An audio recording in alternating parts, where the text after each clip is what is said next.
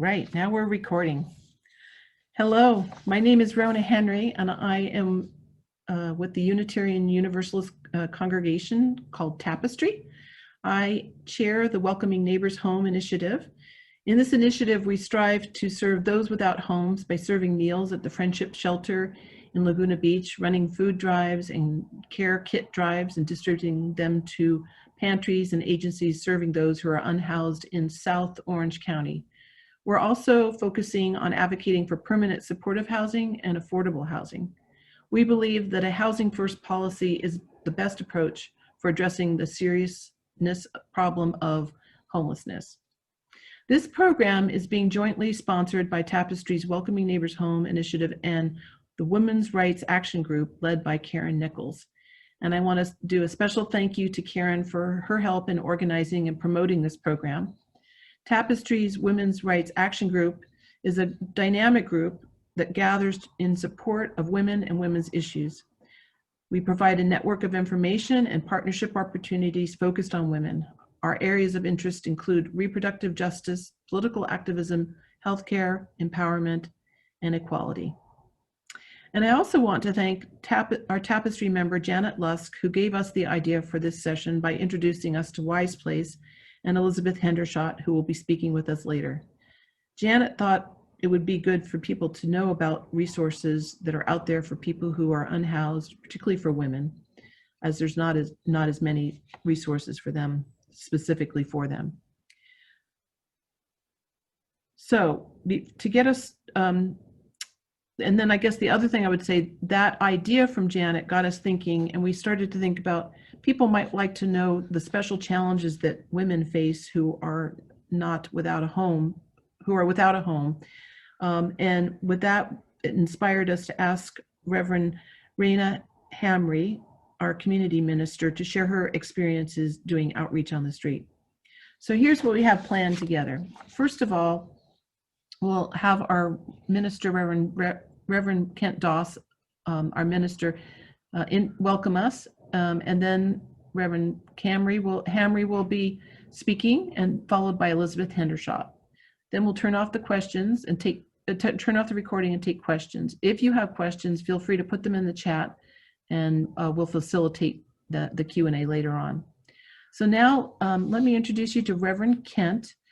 Reverend Kent Doss began his ministry at Tapestry in August 2013.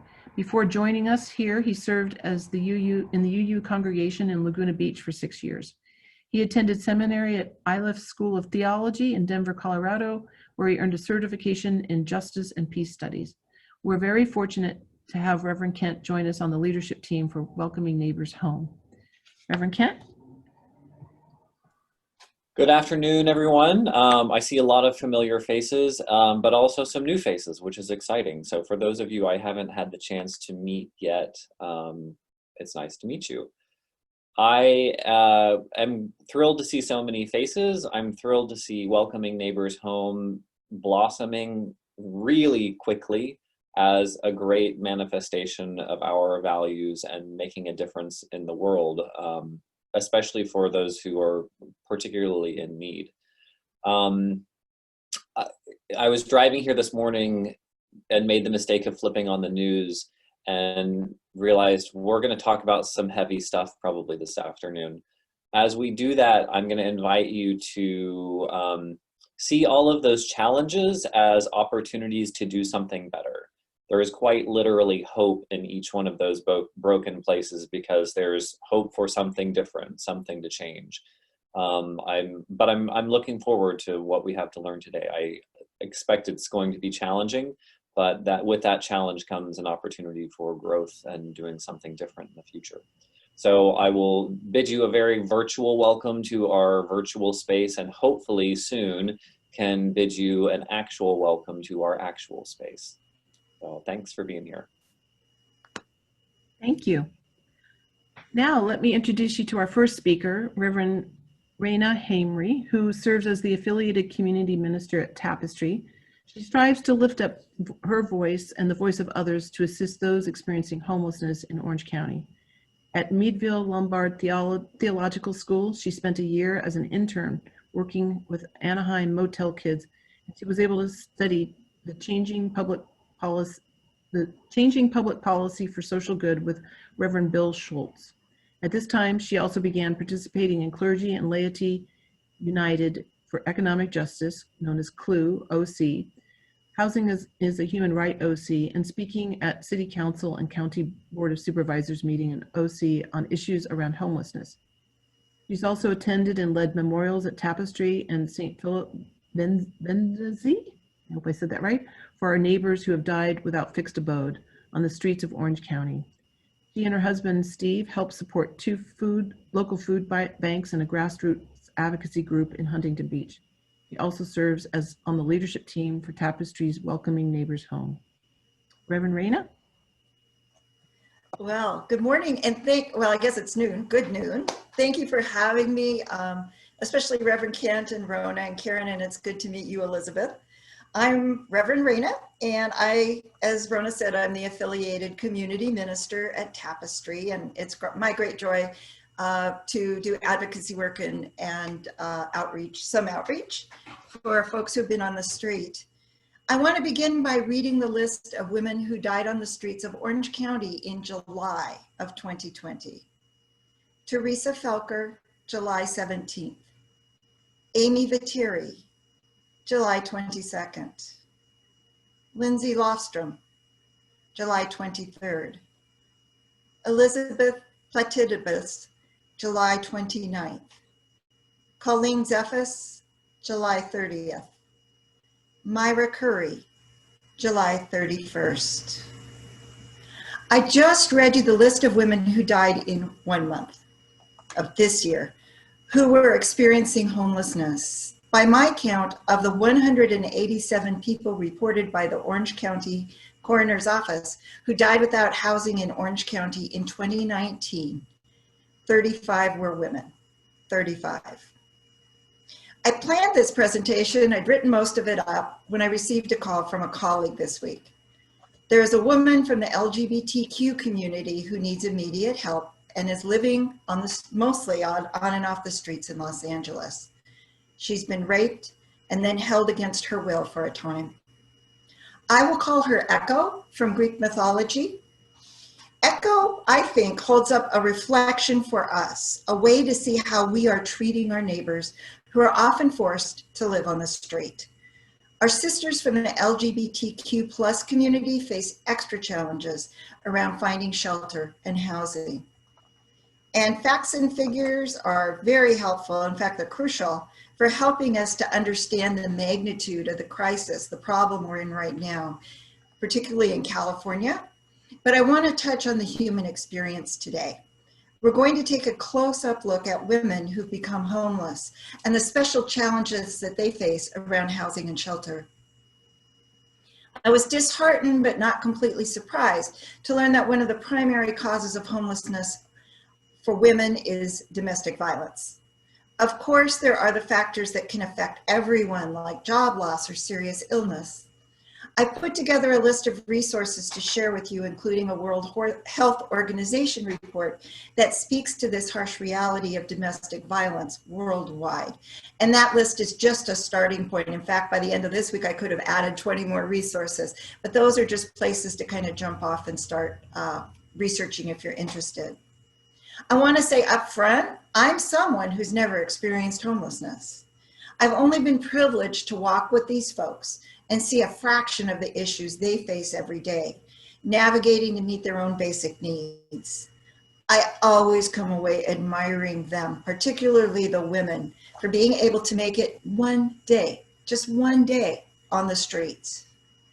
My introduction to walking with homeless folks was through a program in San Francisco called Faithful Fools. Rona will share the link. My screen sharing abilities are a little, not quite there yet. I'm still working on them. But Faithful Fools, I love the quotes on there. So if you can, after the presentation today, take a look and read those quotes. They are just amazing. Faithful Fools was started by a Unitarian Universalist minister, Reverend Kay Jorgensen, and a Catholic nun, Sister Carmen Varsity, in the Tenderloin district of San Francisco. They've hosted many individuals and groups on this walk with people experiencing homelessness. I love this program because it teaches us to look beyond helping and band-aids and fixes. And it asks us to look into our own hearts for our shared humanity. Excuse me, Reverend.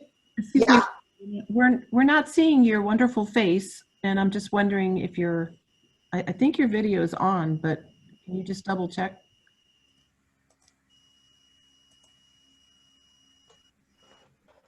Yes, my video is on. Okay. But I think you're frozen. Yeah.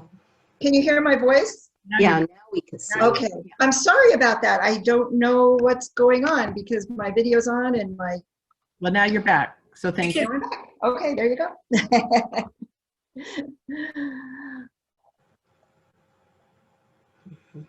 I'll minimize my presentation so I can still see what's happening. I've spent 2 days by myself in the Tenderloin district on 2 street retreats. And this is again with Faithful Fools, similar to what a person experiencing homelessness would do, but with some really important differences. I have clean clothes. I look middle class. I have money and a credit card. While on the street retreat, we receive an orientation in the morning, and then we spend the day in the Tenderloin district. Both times I participated, I went out alone. We're given no directions, no maps, and limited instructions on how to navigate the streets, and asked not to use our phones. We were instructed to find the free lunch programs and eat there. I lasted about 2 hours before I started cheating on the retreat guidelines. I completely failed at being a person navigating the streets. We weren't supposed to use money. As a coffee drinker, I had to use the restroom mid-morning. I had no idea where to go. I was in the business district. I kind of wandered over there. I bought a cup of coffee, another cup of coffee, so I could use the restroom. It was also pouring down rain that day, and I left my umbrella in the car. My pockets, it was raining so hard, my pockets filled up with rain. My shoes were soaked. I couldn't figure out where to go to get out of the rain without spending money. I completely failed at living as a person without a home that time. Imagine having all your belongings with you in that kind of rain, or facing heat on the sidewalk of over 100 degrees, or being evacuated because of an emergency or fire. Imagine your first day on the street after an eviction, a release from the hospital when you might still be ill, or running away from an abusive partner. For me, even without those pressures, it was frustrating, complex, and a disorienting experience. The second time I went out with Faithful Fools, I started to think more strategically. There had to be someplace with bathrooms. And as someone who's worked in libraries for years, it's like, it should have been a no-brainer. Yes, you find the libraries. Libraries provide free shelter, water fountains, there's things to read, there's places to sit. Libraries around the country have had to adapt to the large numbers of homeless folks who are now their patrons and walking in the doors. At this library, the doors on the women's stalls are smaller so that the staff can monitor who's in there, or if there's a problem or something going on. The day I was there, a woman was taking a sink bath, someone who looked like they did not have a home. This library is near the Civic Center. It's the big Central Public Library. So the fountain area in the San Francisco Civic area is kind of home base for a lot of people. So that day I made it my home base. And the first thing that happens is time slows to a crawl. Okay, I found a place to sit. This is probably going to be okay. I won't be arrested for loitering. Now what? I've never experienced time in that way. I've been on meditation retreats. I've sat silently, all this stuff, but this is just such a different feeling. There are lots of people around, so I felt pretty safe, and I let myself just feel that drag of time sitting there. After a while, a gentleman came and sat next to me. He started talking to me, and then he started spraying me with perfume because he had these bottles of perfume he was trying to sell, and I got him to stop. But so then we just kind of sat for a while, and I wasn't afraid of him or anything, but he was, we chatted a little bit more. Then he kind of leaned over, he lifted up his coat and leaned into his coat and took a hit off what looked like a meth pipe. And just like, lit up, kind of took a big inhale. And so I thought, my eyes are kind of like this. And I thought, okay, this is interesting. Then he kind of, after a few minutes, he kind of leans over and goes, "You want to go mess around somewhere?" And so I assured him, no, I was not interested in messing around. And I figured it was probably time to kind of move on from where I was sitting.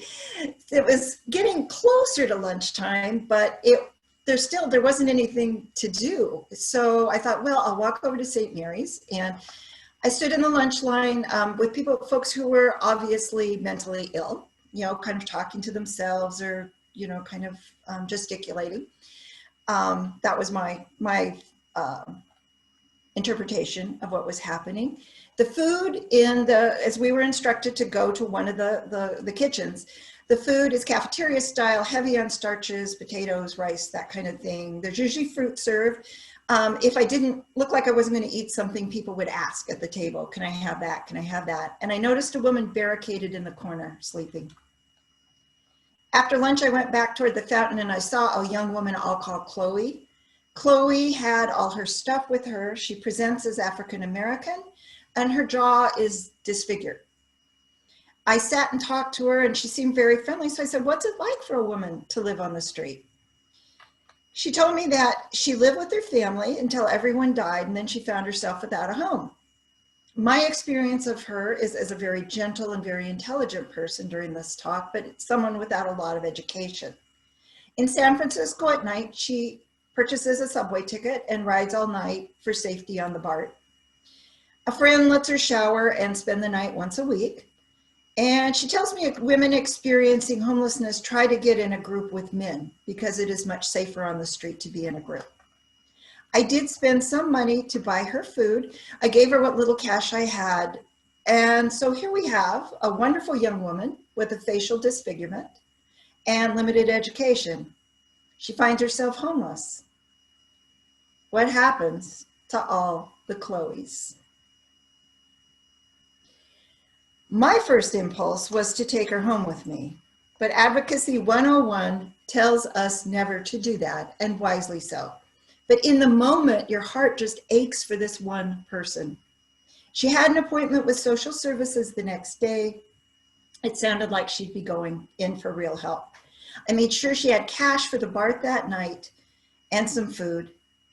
But later on, I went through the coulda, the shoulda, and the wouldas. I should have taken her to a hotel and paid for at least one night with my credit card.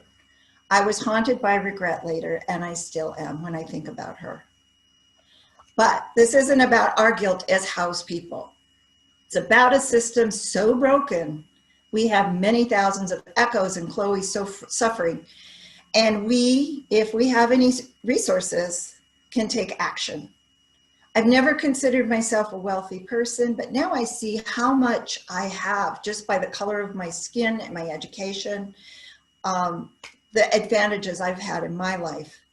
These folks need permanent supportive housing with full social services, possibly addictions counseling, medical and dental help, wraparound services to get and to keep them healthy.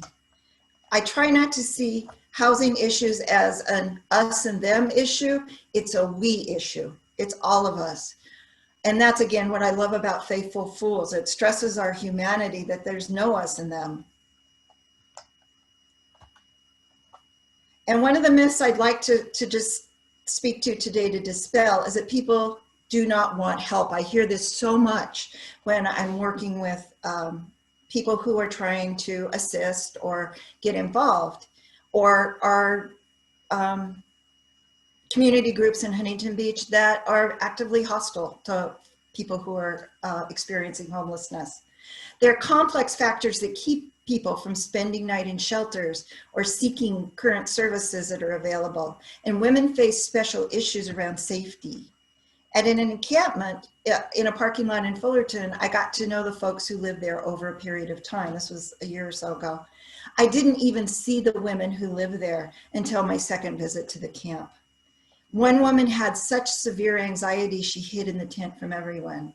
She and her partner were not legally married, so they couldn't stay together in a shelter, and they wouldn't take them unmarried.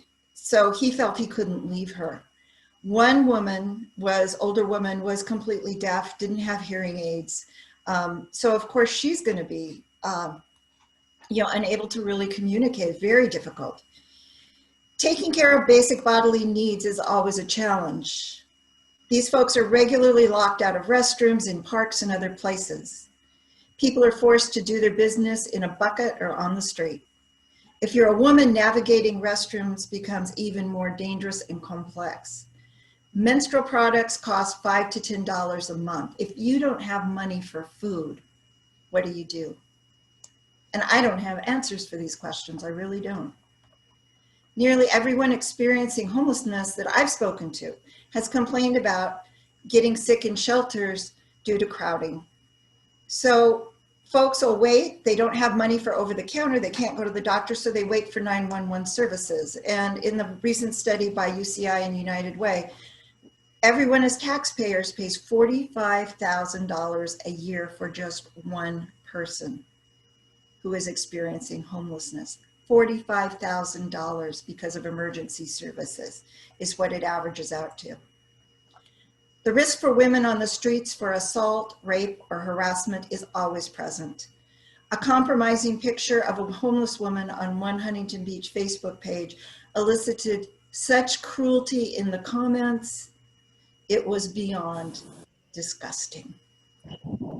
2,000 people on this Facebook page. A woman might have been traumatized, fleeing an abusive situation. She might have children with her. She could be pregnant. One woman I saw, one night I was driving home and I saw a woman crying, pushing a shopping cart near the Motel 6 where I live, and folks share rooms. I stopped, I gave her what cash I had. Her car had just been impounded. She didn't know what to do. And that is another issue. People try to live in their cars for a while. The cars get impounded, the cars break down, and they can't get the car out, or they can't get the car fixed, and then they're on the street. So now, how am I helping Echo? My husband and I have some Airbnb credits, so I'm able to extend her stay so she can at least have shelter for a time. Safe shelter beds can be hard to find, and again, she's up in LA. I'm not as familiar with those services. She's waiting to hear back from a couple of shelters and feeling overwhelmed. I learned some new information working with Echo. In addition to our local folks, many people end up in this area after being promised jobs in the entertainment industry. In a competitive and unstable industry of dreams, when the job ends or never appears, many people unexpectedly find themselves on the street. And Echo is facing the hard reality that that dream job is an illusion. My ask today is for you to become actively involved in some way in Housing First advocacy with wraparound services. And I am suggesting that you just jump in. There's many ways to help. Some take a great deal of time, but some, you can really help support permanent supportive housing, lots of ways. So I would invite you to contact Reyna Heymary and our amazing Welcoming Neighbors Home team. On the Tapestry website, you'll find the information. There are lots of amazing groups that are helping folks on the street, some particularly for women, as Elizabeth is going to talk about today. There's a great deal of work ahead for us as we all struggle, those of us that are working that direction, and we are all involved as taxpayers. Everybody who pays taxes is involved in this. We struggle for justice for all. You can find information again on the Tapestry website, Welcoming Neighbors Home. Thank you so much for having me today. Blessed be. Thank you very much. We're going to take questions later, so I invite people to put your questions into the chat so that we have them there, and then we'll call on you. Now we're going to hear from Elizabeth Hendershot, who is a longtime advocate and champion of those experiencing homelessness.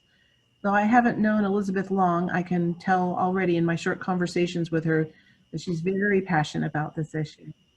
As the development manager at Wise Place, she leads the efforts in fundraising and community engagement for a shelter with a history dating back to 1987 in helping women transition to independence. She ran a chapter of the Feed Your Soul homeless feeding program in Laguna Beach for 10 years, providing sack lunches on Sundays. For the better part of 5 years, she would go downtown Santa Ana to help support the Showers of Blessings shower trailer program on Saturday mornings, raising funds within her network to support the purchase of the much-needed items of toiletries, as well as new socks and underwear for the homeless to put on after showering. Elizabeth is on the board of directors of the National Association of Women Business Owners of Orange County and a former board member of Dolphins Love Kids, a nonprofit in San Diego County helping to take children out on boat trips to see dolphins in whales. Elizabeth, thanks for joining us today. Thank you very much for inviting me. I am honored with the opportunity to spend time with each of you this morning and to share more about Wise Place. I'm going to put on the gallery view and say by a show of hands, how many of you have ever heard of Wise Place before?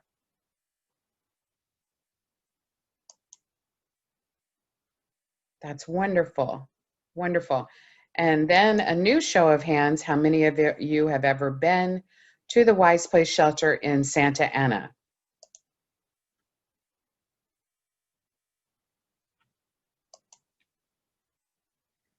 Okay, wonderful. It's always good to know who may or may not have been to the shelter. What I would like to do is share my screen, talk a little bit about Wise Place. As she mentioned, we actually began serving women in the community in 1924. We were originally a franchise of the Young Women's Christian Association. And as the YWCA of South Orange County in Santa Ana, in the mid-'80s, we built the shelter portion. We did a capital campaign, raised the funds, and above the 2-story basketball gym, we built a shelter for our Steps to Independence program. Our shelter focuses on single adult women. 1 in 4 homeless adults in the United States are women that are single and alone. Now, our women may or may not have children, but due to the vast age range, if they do have children, their children may already be grown, or their children may not be with them. They may have given their children to someone to care for because they were experiencing homelessness. And I'm going to share the screen. Just a moment. Hopefully you can see this okay. This is our Wise Place website. I use this for presentations because we recently launched this website and it has a lot of great information on it about the shelter. So in 1987, we began the Steps to Independence program. We are the only shelter in Orange County who serves women of all ages. There are some shelters that are co-ed that women can go to. There are some shelters for very specific niches of challenges like single young mothers, families, moms with children, women who are pregnant, young teens that are pregnant. So there are some different ones, but we serve women of all ages. In 2019, the women in our shelter ranged in age from 18 years old to 88 years old.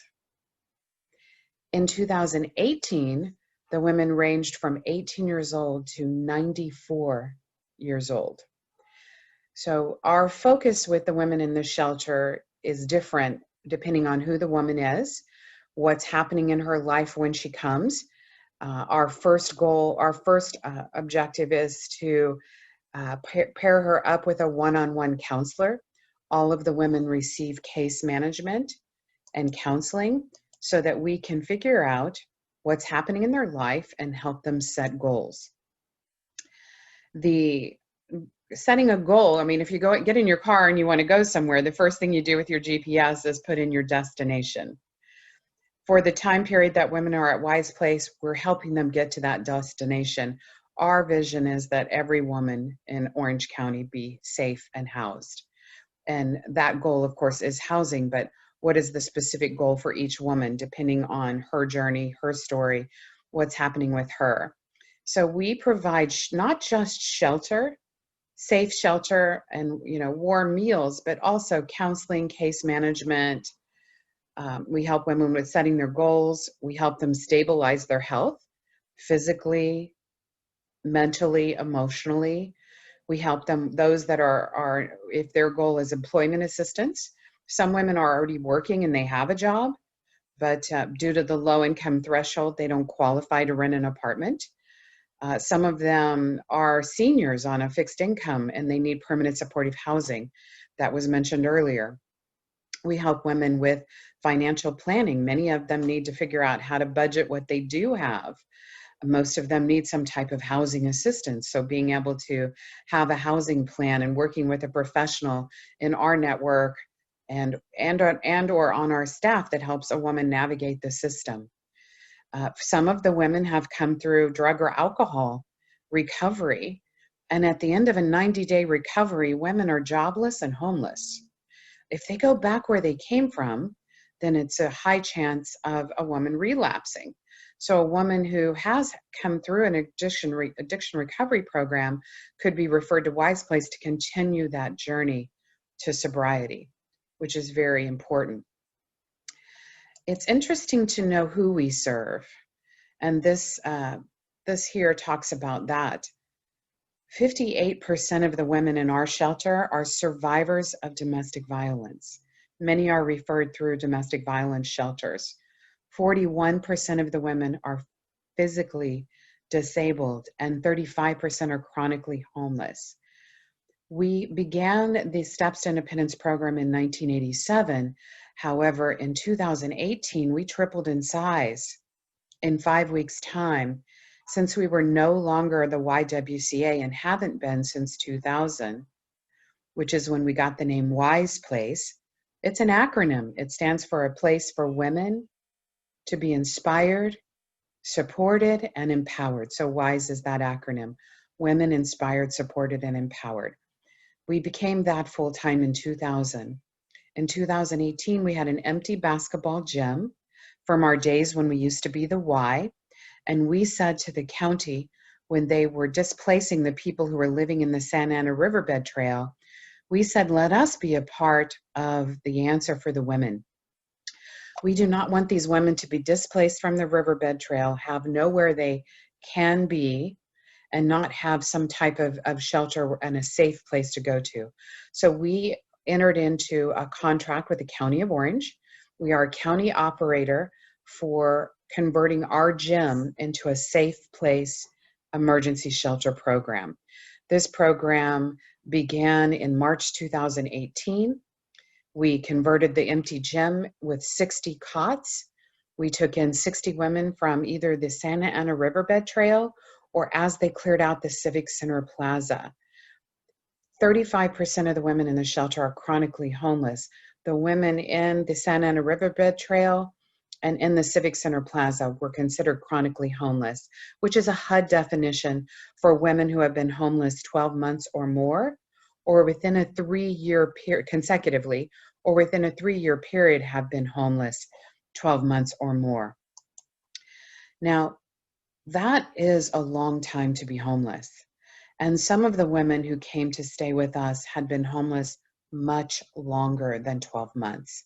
One of the women who came to us from the Civic Center Plaza into our Safe Place program had lived in the Civic Center Plaza of Santa Ana for 15 years. She was with us for 9 months and got her own apartment. Many of the women have come through adversity that is mind-boggling. When women are homeless and living in a car or in a park or in a riverbed, they don't have access to the internet. They don't have Wi-Fi. They don't have the ability to apply for a job, even if they are of an age where they could get a job and need a job. How can they apply for a job? Even a quick serve restaurant says, when you walk in there and say, I want to apply for a job, they tell you to go home, go online, and fill out the online application. If you don't have the resources available to you to do that, that's very difficult. They also reply by email when you do apply online. They don't always give you a call to schedule that appointment. So you need to have access to email on a regular basis.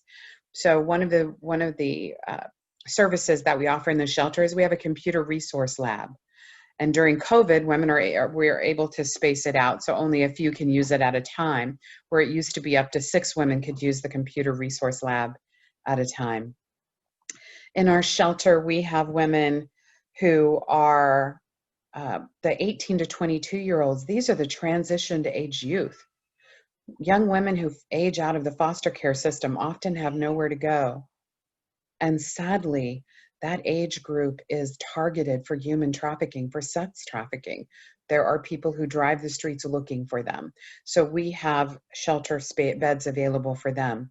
We always have an empty bed available if the police have someone they've helped rescue from human trafficking, because they need somewhere safe to go and begin again. This is the outcomes of our program. 75% transition to stable housing, 81% obtain employment, 77% of our women, when they finish with our program, have not only increased their income, because they may have already been working, but through our program, we're able to get a better job, a better paying job, but they've also increased their savings. And that's really important. We are always looking for volunteers. Pre-COVID, we had lots of volunteer opportunities in the shelter. Due to COVID, we've had to limit all visitation and volunteers on site. Even all of our administrative staff, like myself, are working remotely now. In the shelter, all of our frontline workers are there each day and every day. The security, counselors, case management, they're there. All of the administrative staff is working remotely. So our current volunteer opportunities really are focused around providing the items that the women need in the shelter. So I created Amazon wish lists to make that easy, because people are, during COVID, we're like, we don't want to go out and shop anywhere. And most stores were closed, or they didn't want to come to the shelter, which we weren't allowing anyone to come really inside the shelter, but they could drop off. So I created wish lists for the essential items that we need. When a woman comes to us experiencing domestic violence, she may only have the clothes on her back. So the essentials provides a woman with an entire outfit: socks, underwear, bra, a pair of leggings, and a t-shirt, because she needs something to change into to be able to do the laundry for the clothes she has. We do have community partners, strategic partners that we utilize for clothing. We used to have a clothing boutique on site, but since we're not able to process incoming clothing, we now utilize the services of Working Wardrobes, as well as WHW. WHW is a multi-level partner with us, helping with clothing, helping our women dress for success, helping them interview and learn job skills. The breakfast staples are just what that sounds like. It's the items like oatmeal and cereal and protein bars and breakfast drinks, things that the women would need for breakfast. Linens and pillows and towels are for the women. When they come in, they're issued a set of sheets. All of our beds are twin bed size. So these are easy ways to be able to support, if that's something you wanted to do, is help women in the shelter with the basic things that they need. We also are launching an annual membership program called the Hope and Housing Alliance. This is a brand new program for Wise Place. This is about unlocking, the key to unlocking hope, joining us in the Hope and Housing Alliance, because right now there's going to be an increase. There already is an increase of more homeless due to COVID and people losing their jobs. There will be more. We anticipate a lot more. Some of the funds from this helps us prevent women from being homeless. We can help a woman move from our shelter into housing, but part of the challenge is saving the money for that deposit and first month's rent. So the first level is the Silver Key that helps one woman with her deposit and first month's rent.